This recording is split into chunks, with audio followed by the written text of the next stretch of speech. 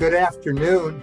On behalf of Oakland Community College, welcome to Let's Talk PTSD, Post-Traumatic Stress Disorder. Next slide, please. Hello, my name is Jeff Arnold. I am the Military and Veteran Services Coordinator for Oakland Community College. I just want to share some notes with you. This webinar is being recorded for future use and reference. And for those of you that may not know, June is PTSD Awareness Month. And I want to give some clarification today. Through this presentation, you might hear some terminology that leans towards the military and veteran world. However, PTSD is not just a veteran military issue. So all our guests, we want you to feel very welcome today. Thank you for coming. Next slide. I'd like to share with you our action plan for this next hour. In just a couple moments, we'll have some poll questions to put up. We have a wonderful guest speaker, Chaka McDonald, that will speak to you after the questions. We also have a panel of 4 individuals, 3 from Oakland Community College and 1 from the Veterans Administration. And by the time all our speakers are done, it will be your turn. A chance to put your question on the Q&A board, and then we will have our experts field your question. Our very last slide of today will be resources.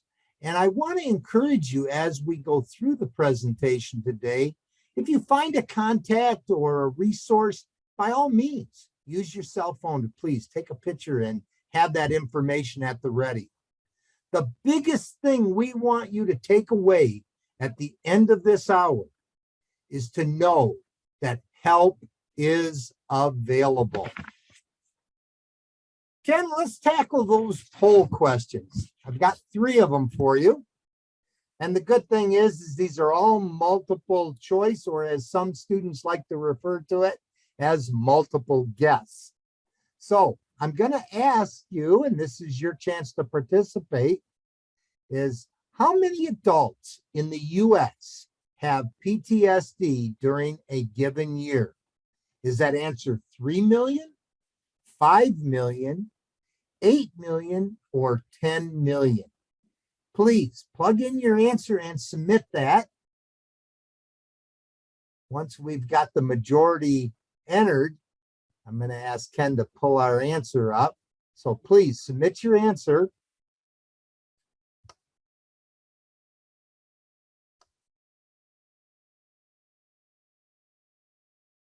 Okay.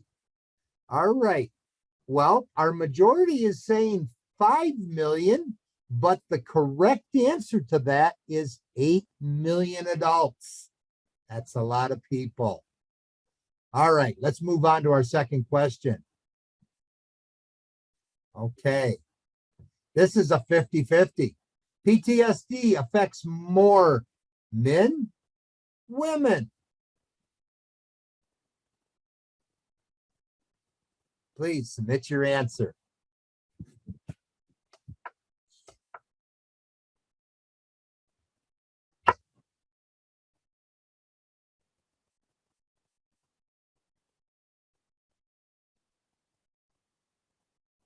Okay, this question stumped me too, just like it stumped you. The correct answer is women. PTSD affects more than twice as many women. Women are at 10% compared to 4% for men. So we got one final poll question. What percentage of adults in the U.S. experience at least one traumatic event in their lifetime? Is that percentage 35, 50%, 70%, or 85%? Please submit your answer.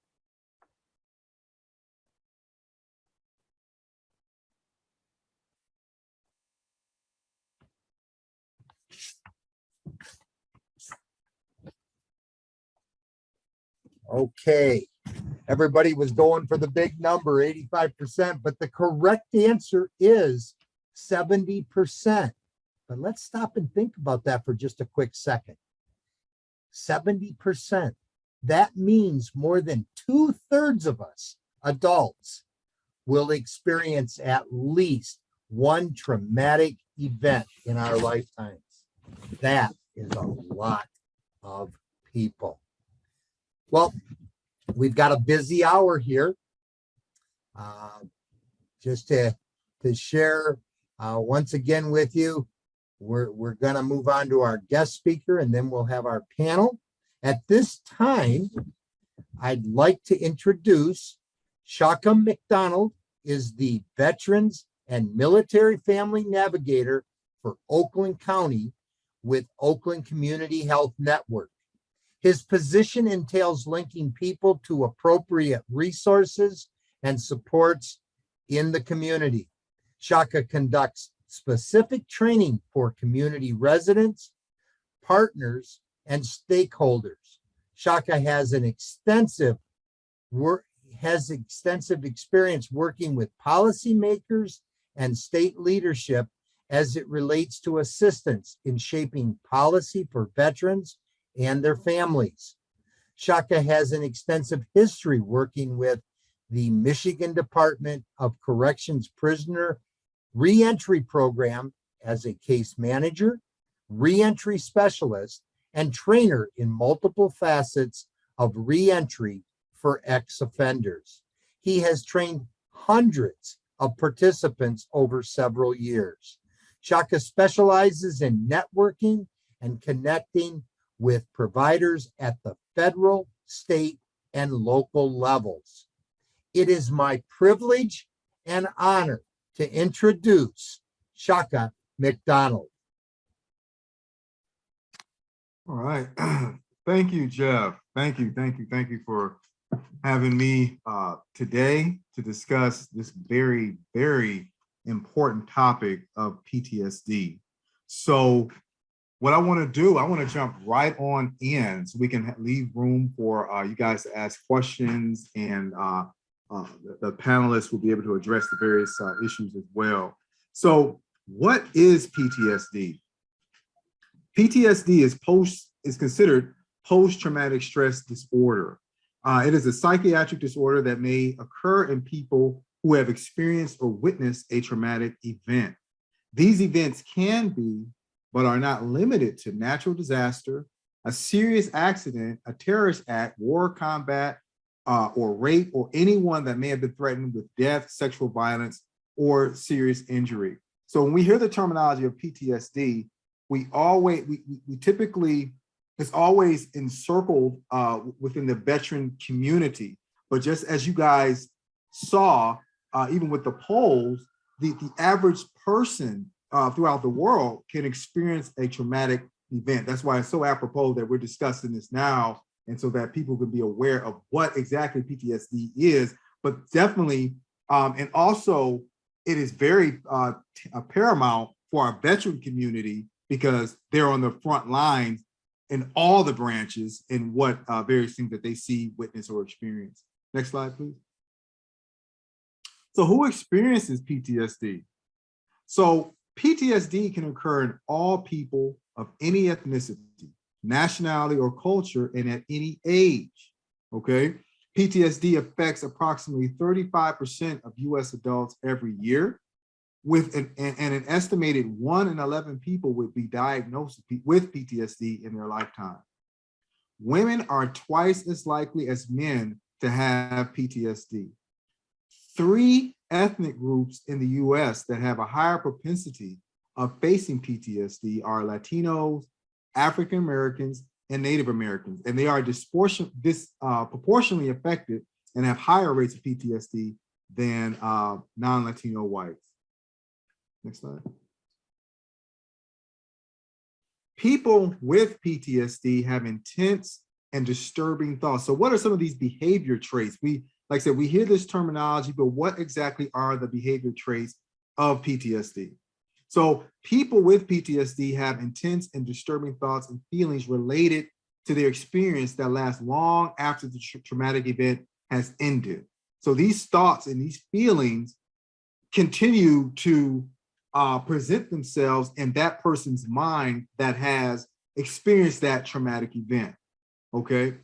They may relive the event through flashbacks or nightmares. They may feel sadness, fear, or anger, and they may feel detached or estranged from other people, all right? People with PTSD may avoid situations or people that remind them of the traumatic event, and they may have strong negative reactions to something as ordinary as a loud noise or accidental touch. So that's where you definitely hear of individuals having the flashbacks or definitely nightmares. Some of the veterans that I've worked with over the years, nightmares or flashbacks, night terrors, various things like that. And so you may see individuals that have experienced a traumatic event where they don't, they're wanting to avoid large crowds. They don't want to go certain places. They may sit positioned in a public place so that they can always look at the door or what have you. Okay. Next slide, please.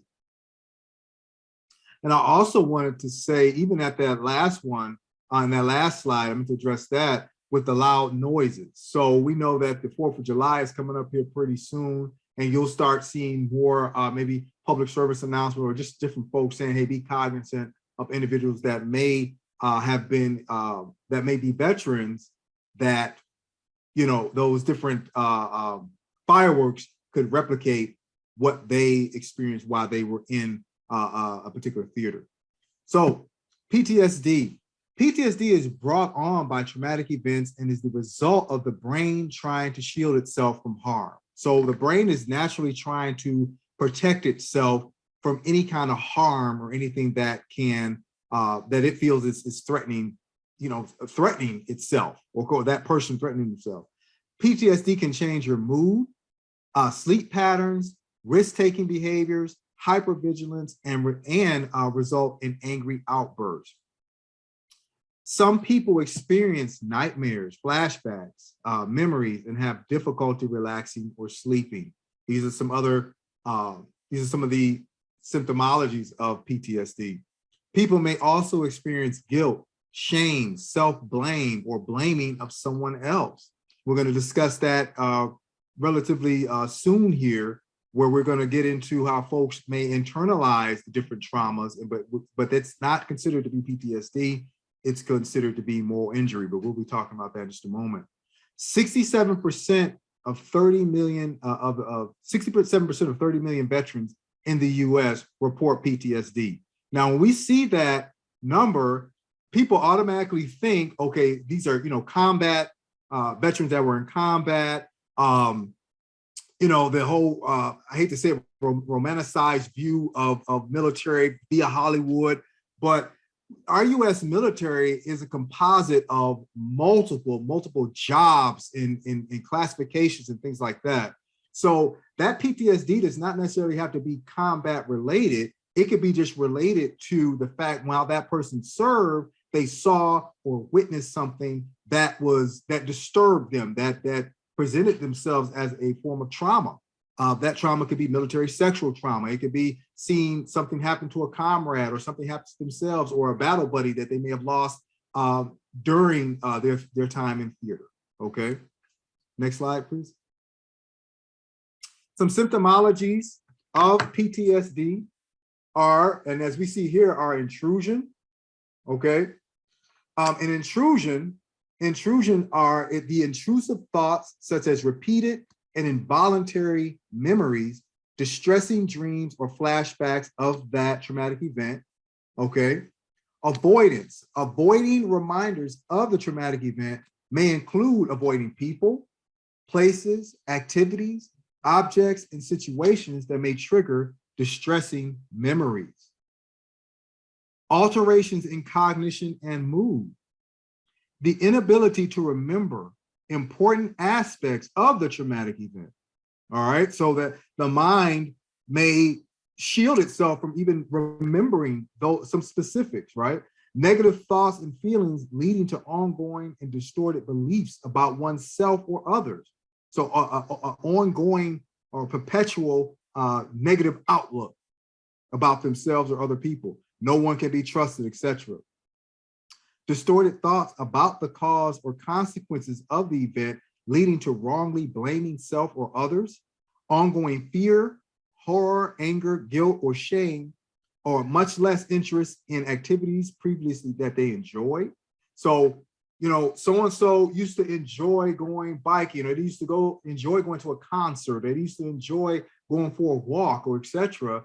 Well, that trauma can try to present itself in that person's life, or having them not want to enjoy those activities again. And it's very important that we're going to talk about ways and treatment for the PTSD as well, so that person does not have to be in bondage to that for the rest of their lives. There's help, there's remedies, there's a way to overcome PTSD.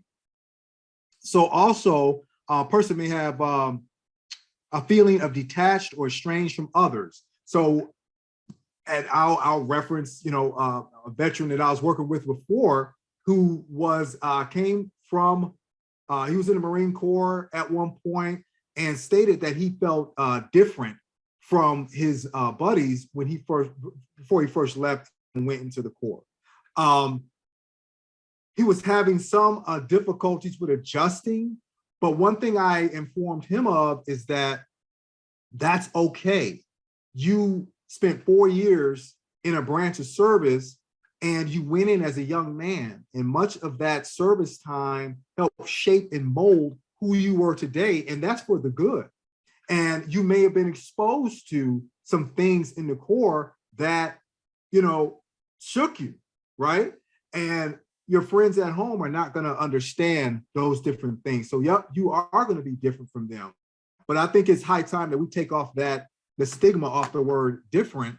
And as I told him, sir, you are different, but that's okay. That's good. You got life experience that other folks, maybe 70% of the population of the United States is not going to have. You serve in our U.S. military, okay? Honorably served. So alterations in arousal and activity. So arousal and reactive symptoms may include being irritable and having angry outbursts, behaving recklessly or in a self-destructive way, being overly watchful of one's surroundings in a suspecting way, being easily startled, or having problems concentrating or sleeping. Next slide, please. A diagnosis of PTSD requires exposure to an upsetting traumatic event. However, the exposure could be indirect rather than firsthand. Now we're going to get into the secondary trauma, okay? And so PTSD can occur in an individual learning about the violent death of a close family member or friend. It can also occur as a result of repeated exposure to horrible details of trauma, such as police officers exposed to the details of child abuse cases. So once again, we're seeing that individuals in the community can experience PTSD through the loss of a loved one. Our law enforcement officers, that's why we got to definitely keep our law enforcement officers. When we see our local law enforcement, we want to tell them, you know, thank you for serving. I was in law enforcement at one point. I understand sometimes that could be a thankless job, but you're being exposed to some things that the average public is not going to be exposed to, just something they may see on a TV screen, right? Now, looking at, as we're talking about PTSD, now we want to look at secondary trauma. Secondary trauma, and this is important for individuals that are in the clinical field, mental health, counseling. Secondary trauma is a form of trauma that a person experiences not due to something that has happened to them directly, but rather due to some indirect connection, secondhand to a traumatic experience. I did not understand secondary trauma until I started doing working further along in the role as navigator. I didn't understand that, but it's very, very important for individuals that, you know, you are a counselor, you are a social worker, you are a therapist, you're in a role where you're hearing other individuals, nursing, doctors, law enforcement, fire, etc., that secondary trauma is very real and you have to be aware of it. Vicarious trauma is a process of change resulting from empathetic engagement with trauma survivors. So anyone who engages empathetically with survivors of traumatic incidents, torture, and material relating to their trauma is potentially affected. It can be potentially affected, including doctors and other health professionals, counselors, social workers, etc. So we got to be conscientious of the secondary trauma for individuals who work with folks, and then the vicarious trauma as well, working with trauma survivors. Next slide, please.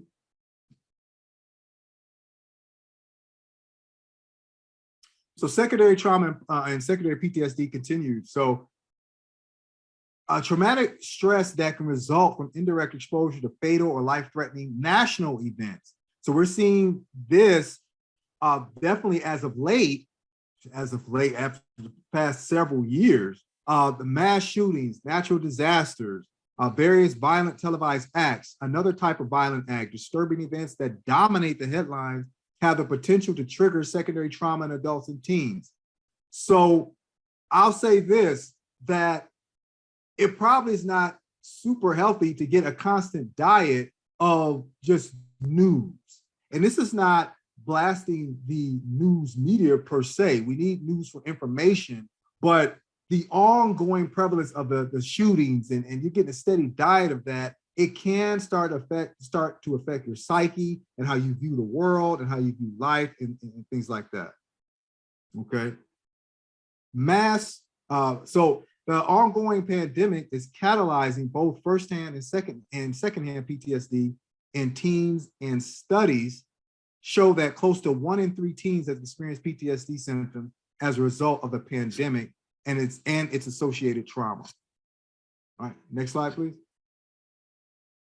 And we see this here, thanks to Twitter, Snapchat, and 24-hour news channels, it's possible for youth and their parents who are far removed from an incident to feel like they're experiencing the trauma firsthand. So regardless if I'm here in the Detroit area, if it's something happening in of course, in Texas, California, it's like I'm there, and that's that secondary trauma as well. Next slide, please. So just a couple quick stats. 44% of teens persistently felt sad or hopeless during the past 12 months, just during the pandemic. 37% reported poor mental health most of the time or always. 20% seriously considered attempting suicide during the past 12 months, and 9% attempted suicide during the past 12 months. All 4 of these stats were higher among females than males and higher among LGBT students compared to heterosexual students in the American Indian, Alaskan Native students also had higher rates of suicide attempts than students of other races and ethnicities. And at home, 66% had a difficulty completing schoolwork, 55% experienced emotional abuse by an adult at home, and 29% reported a parent or other adult in the home lost a job. So also 24% experienced hunger, 11% experienced physical abuse by an adult at home. Real quick, I'm gonna do a quick intermission. Jeff, can you tell me, I know you asked me a little earlier and I got my timer on. How am I looking on time here, Jeff? And please be very. We just want to we want you to just keep moving there, Chucky. You're sounding very good. You're good on time. Okay, all right, thanks, Jeff. Like I said, I know you asked me this earlier, and I have my timer on, but I looked like my timer's doing a little something different here. Okay, thank you. Next slide, please. Okay. PTSD, the challenges of PTSD are enormous. 38% of soldiers report psychological symptoms. Psychological concerns are significantly higher among those with repeated deployments. So when you start talking with veterans that have 2, 3, 4, 5 deployments, they don't have a chance, really, an opportunity to decompress from the last deployment or from the last unique circumstances that came with that one. So pretty much a lot of that is being stuffed away, kind of like you will put something in the attic or in your basement, and after a while, stuff starts, busting out at the seams, so to speak, if you're thinking about it from a physical standpoint, where the mind can do the exact same thing. You're storing, and it's going to eventually come out. 46% of veterans use alcohol to deal with PTSD, and moral injury can also resemble PTSD, but requires an additional treatment modality. We'll talk about moral injury in just a moment. Next slide, please. I want to show you just 2 minutes of this. Now, I want to warn you, this information, this particular slide here can be triggering. So please feel free to either, mute or whatever you need to do for this particular slide. It is a soldier that was experiencing combat in Iraq, okay?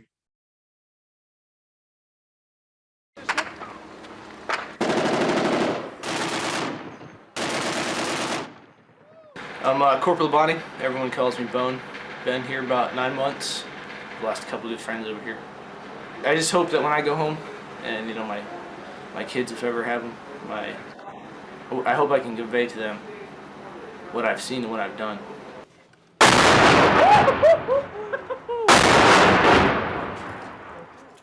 Craig's been hit. Craig's been hit. Let's go. Let's go. Hurry up. Hurry up. And so then I remember I heard incoming fire. There's 2 guys that were probably 40 meters down the alleyway. The first one he was shooting at me with the AK, and the guy behind him had an RPG, a rocket-propelled grenade, and he kind of had it up over his shoulder, and he was bringing the end down. So I popped a safety round out, and I let go with a 50 cal and lit them up. I remember seeing an arm and a leg fly through the air. I mean, there were piles of meat.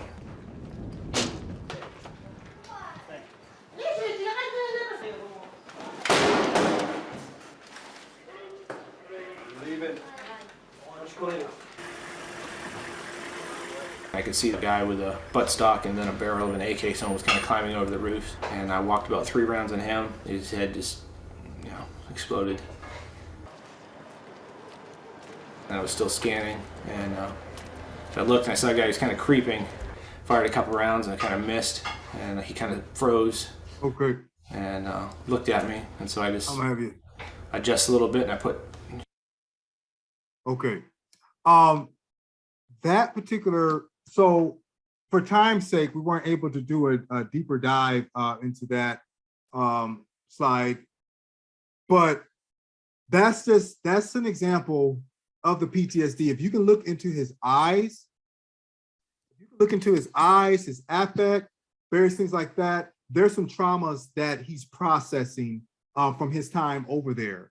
And that should be expected because human beings aren't robots, and that kind of trauma and that kind of combat is going to weigh on you. So I want to do real quick, want to dive into something that's called moral injury, something that does not get talked about as much as it should, because everything kind of gets lumped in as PTSD, so to speak, but a lot of stuff is considered to be moral injury. So moral injury is a separate diagnosis from PTSD and may require a different treatment modality. Moral injury can occur when someone does or witnesses something that contradicts their moral beliefs. It can be an act of omission, betrayal of leadership or others in power or peers. Moral injury is the distressing psychological, behavioral, social, and sometimes spiritual aftermath of exposure to such events. Exposure to various traumatic events. A person can have a moral injury and PTSD and not meet the criteria for PTSD. You can have moral injury and not meet the criteria for PTSD, and we'll do a deeper dive on why that is. Next slide, please. The concept of moral injury dates back to the work of a military psychiatrist when he was working with Vietnam vets. But the actual introduction of moral injury dates back to 416 BC. And it was called miasma. And it was the Greek concept of moral defilement or pollution, often resulting from unjust killing, but applicable to any transgression of moral values, whether applied to the perpetrator, the victim, or even the observer. So moral injury has been around, guys, for centuries. Moral injury is a deep sense of transgression, including feelings of shame, grief, meaninglessness, and remorse from having violated your core moral beliefs. If I was taught that I should not kill, but then I had to get in a situation where I had to take a life, Am I still loved? Am I still a good person? Moral injury can also typically has an impact on an individual's spirituality. An individual with moral injury may have difficulty understanding how one's beliefs and relationship with a higher power could be true, given the horrific event that the person experienced, leading to uncertainty about previously held spiritual beliefs. So once again, the moral injury of a person. Next slide, please. Moral injury can occur in the context of many types of traumatic events. Police, paramedics, EMTs, firemen, first responders are at increased risk of moral injury because their repeated exposure to violence, trauma, and severe injuries as part of their daily work. There are times when a decision must be made that may lead to the loss of life or of which there is much remorse. Moral injury can occur in the community members that experience violence, trauma, sexual assault, or car accidents. If something happened by accident, but you hurt that person by accident, you can experience moral injury. Moral injury can occur among healthcare workers. They may have to make a difficult decision related to life and death or resource allocation when they believe they should have been able to, save somebody's life or were not able to do so.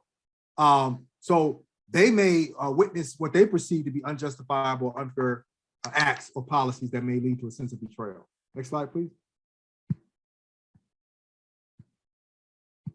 The core features of moral injury can overlap with symptoms and common features of PTSD. And we'll look at another slide in just a moment and we can see that. It's possible to have moral injury and not meet the criteria for PTSD. In addition, distress from morally injurious events can lead to different symptom profiles than distress from traumatic events that elicit a fear-based reaction.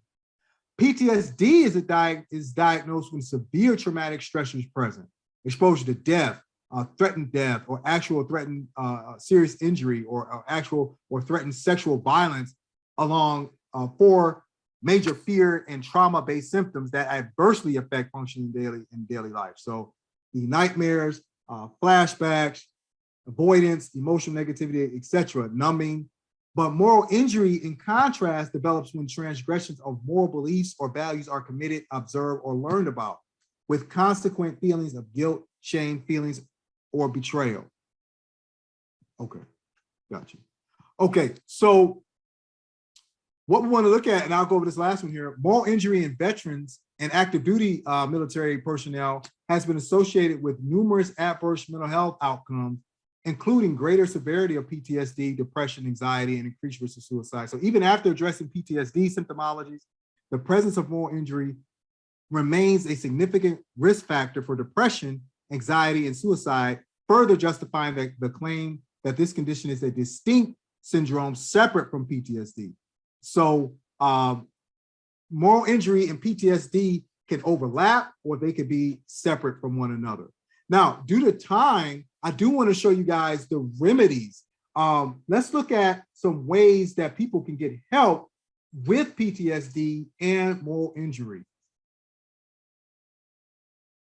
We can go to the slide that, yep, we can keep going. There we go.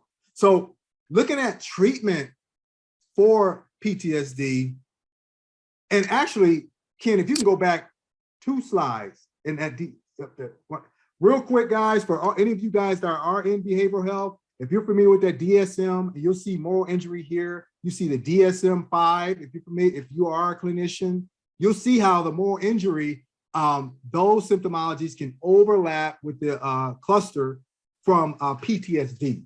Okay, but but like I said, they could definitely be standalone, but you can see how they can overlap. Okay, Ken, we can go to the remedies there. So treatment for PTSD and moral injury are cognitive processing therapy. It focuses on modifying painful and negative emotions such as shame, guilt, beliefs such as I have failed, the world is dangerous due to the trauma. So you got CPT, PET, prolonged exposure, uses repeated detailed imagining of the trauma or progressive exposure to symptom triggers in a safe, controlled way to help a person face and gain control of fear and distress and learn how to cope, okay? Stress inoculation therapy aims to arm the individual with the necessary coping skills to successfully defend against stressful triggers through the exposure of milder levels of stress. Group therapy encourages survivors of similar traumatic events to share their experiences and reaction in a comfortable and non-judgmental setting. Group members help one another realize that other people may respond the same way. Now, spiritually integrated CPT is a spiritually or religiously integrated treatment for moral injury in the setting of PTSD, SICPT, and it uses the patient's spiritual religious beliefs to process traumatic events and dysfunctional cognition. And lastly, religiously integrated cognitive behavioral therapy. RCBT does not specifically address MI or PTSD, but it does focus on depression, which is often comorbid with MI. The reason why I knew it was paramount to put in the treatment modalities for PTSD and moral injury is because the go-to is also always medication. And I've talked to so many individuals, and they said the medication is not it. That's not it for me. I need to talk to someone. I need counseling, etc. And so these are different treatment modalities that can help with PTSD and moral injury. Next slide. We'll wrap this on up here. That right there, guys, is just my contact information as the veteran navigator. And we have, Alexa, I work for Oakland Community Health Network. Our access center is the hub for all things behavioral health for Oakland County. You can call that 248-464-6363 and get connected to any one of our excellent providers in Oakland County. I appreciate you guys for letting me speak today and address this important topic of PTSD and moral injury. Thank you. Thank you, Shaka. Thank you very much. You know, one thing I miss about live events is I can hear the applause, but I certainly can't see it. I want to encourage everybody to take a picture of what's on your screen there. And then we're going to move on to our remaining speakers. And we've got a panel of 4 individuals. 3 of them are from Oakland Community College. And our final speaker of the day will be from the Veterans Administration. Next slide. Our first panelist is Melvin Chapman, who is one of our psychology and social science instructors at Orchard Ridge campus. How are you, Mel? I'm well, thank you. Good afternoon. Good Excellent afternoon. presentation. It certainly was. I've got one question for you. And let's say I'm a student and I'm struggling with PTSD.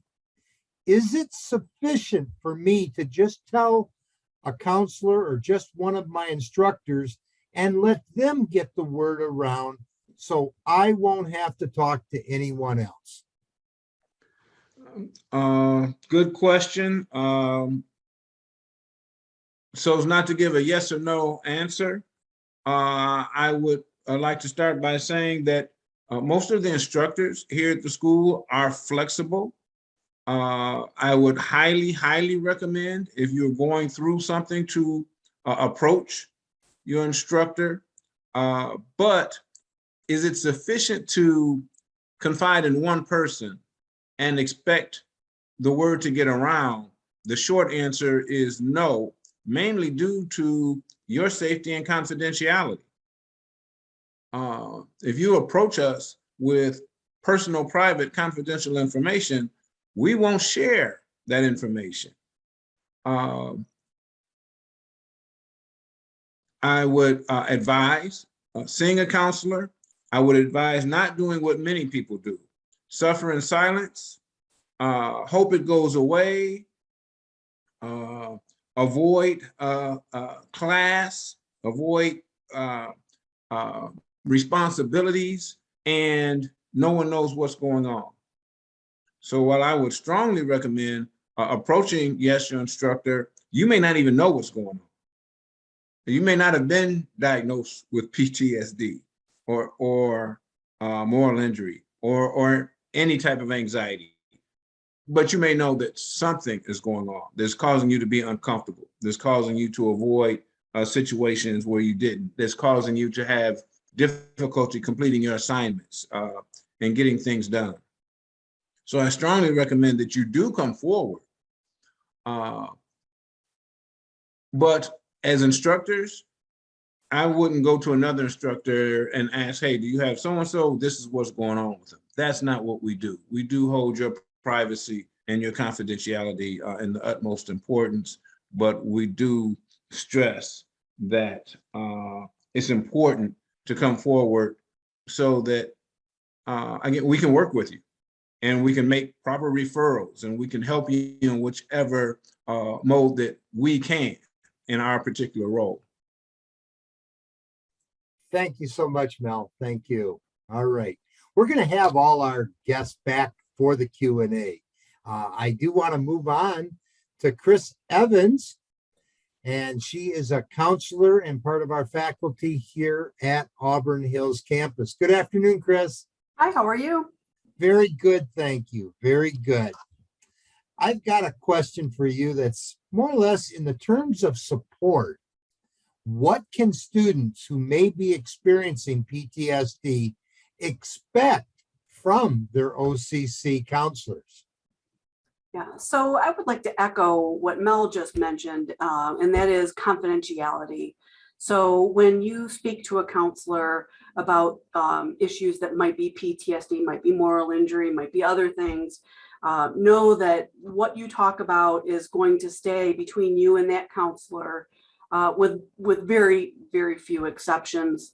Obviously, if you're going to hurt yourself, or if you're going to be discussing something where children might be in danger, we may have to talk about sharing that information with the appropriate people, but we will not discuss your information with other faculty, with other people at the college. So confidentiality is by far the biggest thing that you should expect and will get.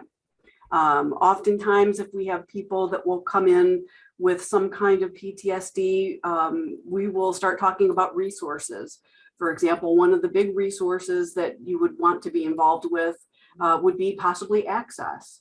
Because if you do need accommodations in the classroom, such as maybe a different testing environment or sitting in a different place or whatnot, we have to involve our access coordinators to make sure that you're getting what you need to be successful in the classroom. Because ultimately, that's what we're most concerned with is you being well and you doing well in your classes and continuing on towards your goals. So we are definitely here to support you and be as active in helping you move through the OCC environment as we possibly can. Chris, thank you so much. Thank you very much. Next slide, please. Our third panelist today is Cheryl Decker, and she is one of our psychology instructors here at the Auburn Hills campus. Good afternoon, Cheryl. Hi, Jeff. Thanks for having me. Thank you. I know we've talked about this in the past, but I asked you to please tell us about interventions that instructors can use in the classroom to help students with PTSD. Yes. So to echo what my colleagues basically just left you with is this. Sometimes as instructors, we do get the advantage of having notification through access. And that notification spells out interventions in a very systematic, clear way. But sometimes that doesn't happen. And so what we have to do as instructors is this. We have to create a very warm, welcoming, and a very compassionate environment to allow students to have the courage to come forward and say, I'm struggling with this. And by the way, I get triggers by this and this. And I've learned that certain interventions work. And so I'm just wondering if you can help me with that. Because the key is coming forward. Because once an instructor gets that information that you need help, OCC is here to help you. That instructor is here to help you. And what we typically do is this. We develop a customized plan for you. We have a toolkit. And in our toolkit are all these tools that could be used. It's just a matter of what tools do you need and when to use them. Now, here's the thing. When somebody comes forward and says, I need some interventions to help me manage my PTSD symptoms, those interventions are brought to the classroom, and yet it helps the person with PTSD, but it benefits all students in general. That's the beauty of inclusive education. When interventions are used, everyone benefits. So let me just go through a couple of interventions that I know that I thought about myself and I've used in my own classroom. And we can start out with tests. Just the word test probably evokes a lot of emotion in people. It'll set people into orbit. It'll get your blood pressure to rise from 20/90 in a heartbeat. The word test is not a comfortable term for most people because they suffer from test anxiety. You take somebody with PTSD, that test anxiety is on steroids.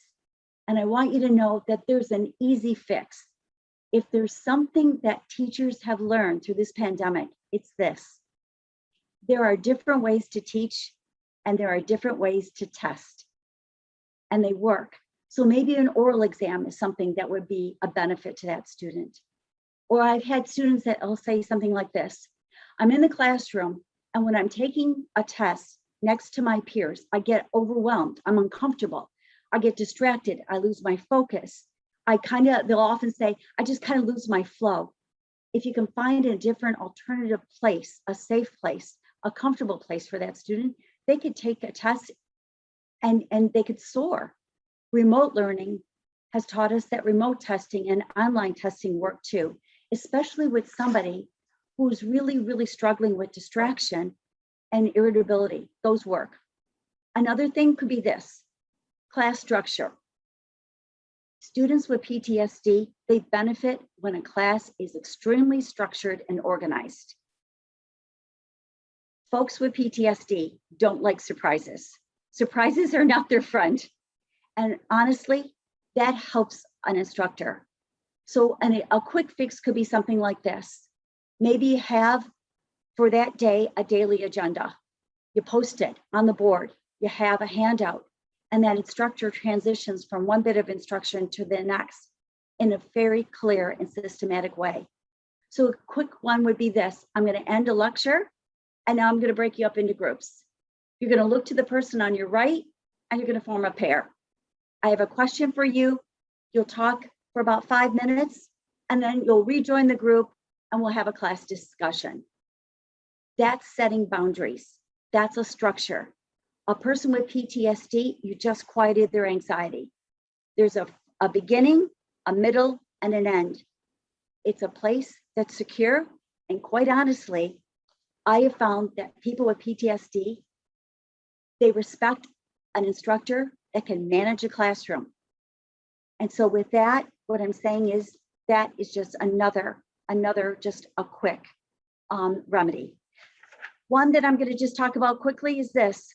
Short breaks. Breaks work.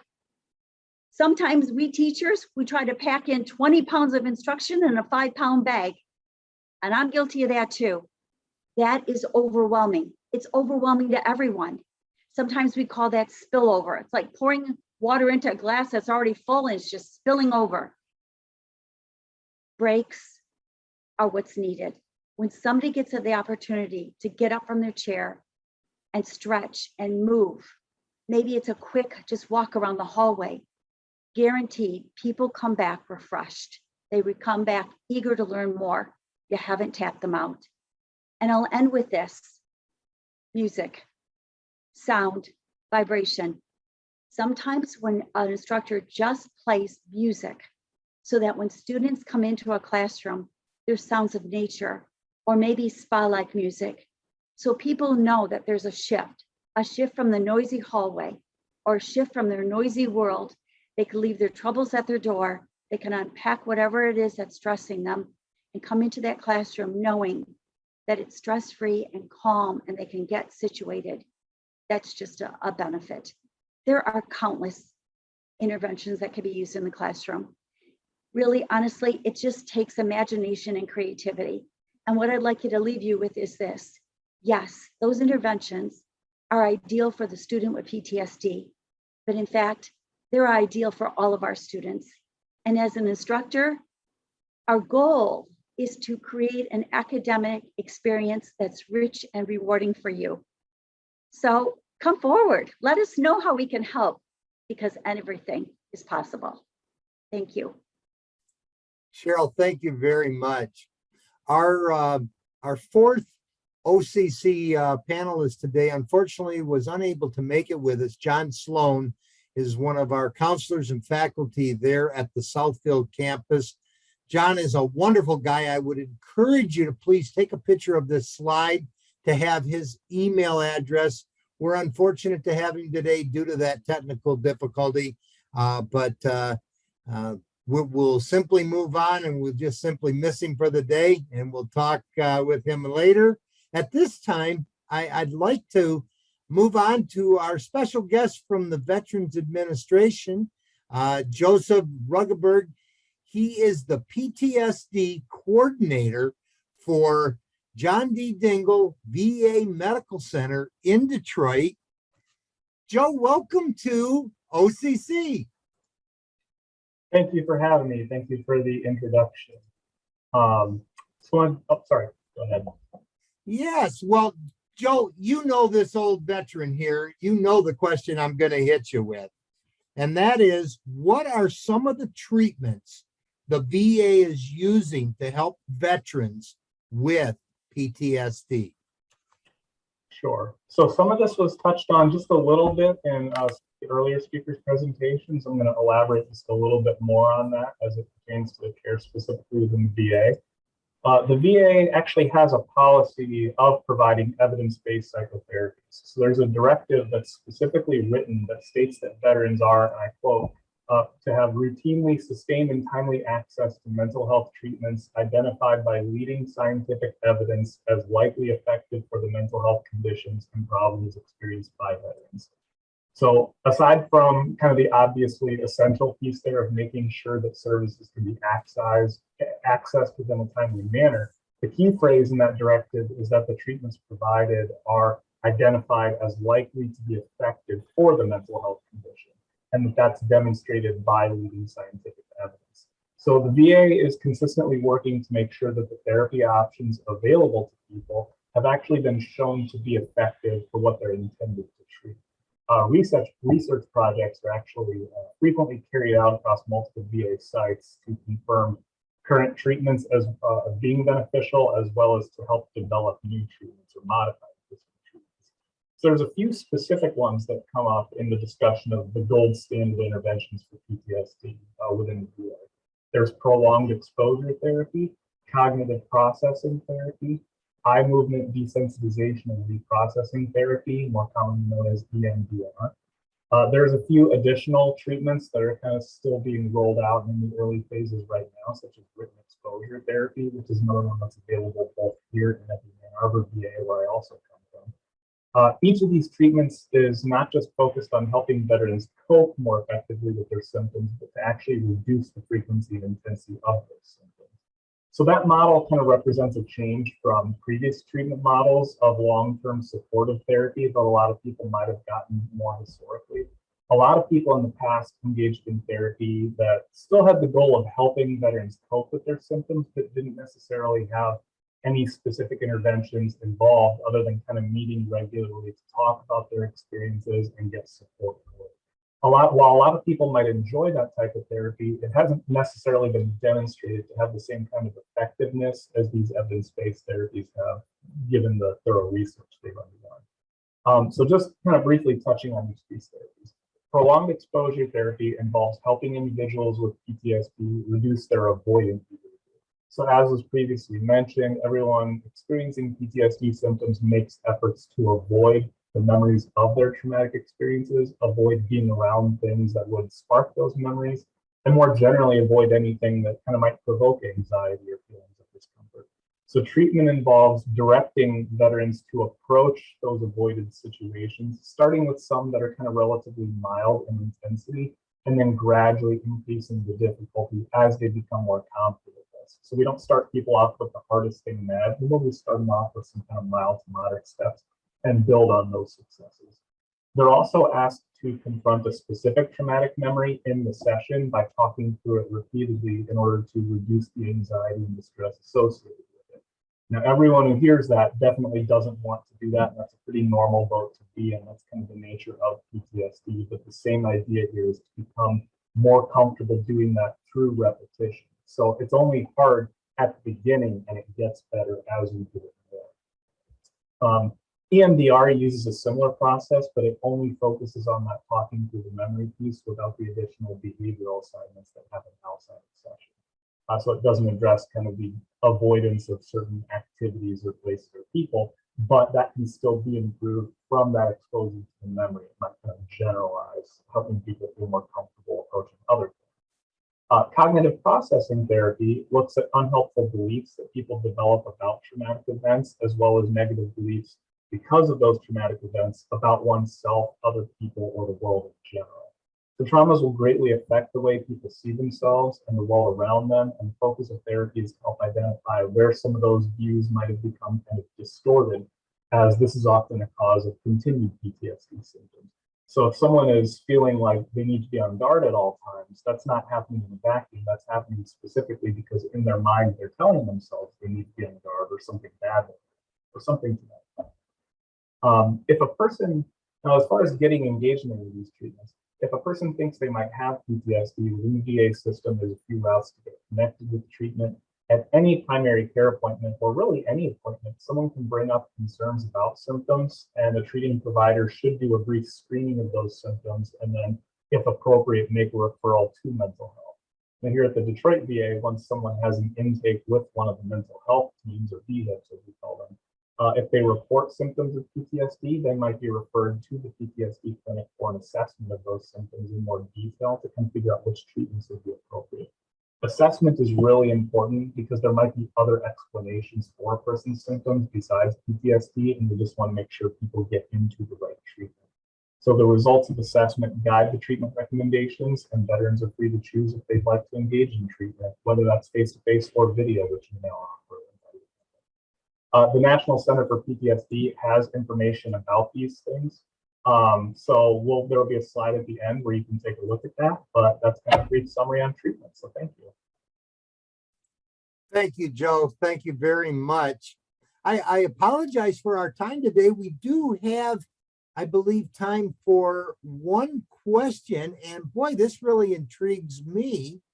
The question, and I'm going to ask all of our guests to please come back on camera. And boy, this is quite a heavy question. I'm going to ask somebody that feels comfortable answering it.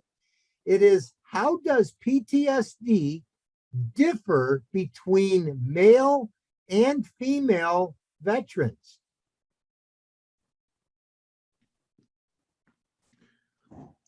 Well, I might just start by saying it may not just differ between male and female veterans. It may differ from one male veteran to another and one female veteran to another. So when one person's PTSD, while there are common symptoms associated with it, is not another person's PTSD. Part of it is the event, and part of it is how you respond to it, how you perceive it.